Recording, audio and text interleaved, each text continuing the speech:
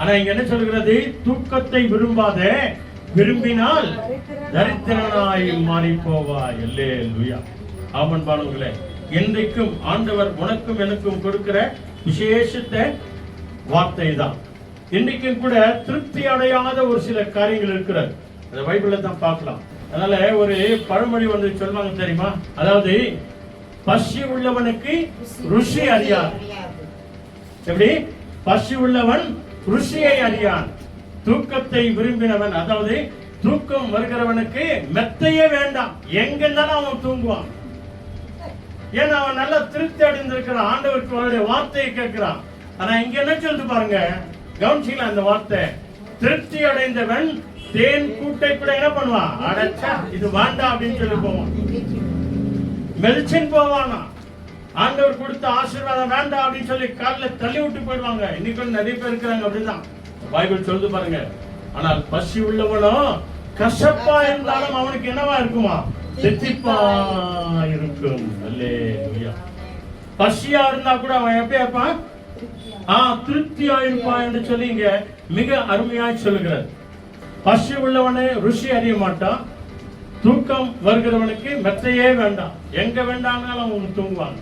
இங்க சாலமோன் மன்னன் சொல்றாங்க, சரித்திரத்திலேயே சாலமோன் மன்னனை போல உடுத்தினவர் ஒருவரும் கிடையாது, அவரை போல சாப்பிட்டவங்களை யாரும் கிடையாது, அவரை போல அழகுள்ளவர் யாரும் கிடையாது, அவரை போல உடுத்தினவர்களை யாரும் கிடையாது. அவ்வளவு செல்வ சிவந்தமாய் இந்த உலகத்தில் அவர் வாழ்ந்தவர். ஆண்டவரே சொல்லிட்டார், சாலமோனே உனக்கு முன்னே ஒருவர் இந்த போல உன்னை போல இருந்ததும் கிடையாது, உனக்கு பின்னே ஒருவர் இருக்க போறதே இல்லை அப்படின்னு சொல்லிட்டார் சாலமோன் மன்னனுக்கு பார்த்து. இந்த ஒரு சில கருத்துல நம்ம பார்க்கும்போது, நீ மனுஷனுக்கு நீ என்னதான் செய், என்ன ஆக மாட்டான்? ஆமா, திருப்தி ஆக மாட்டான். என்னதான் கொடுத்து பாரு, அவங்க என்ன பண்ண மாட்டாங்க?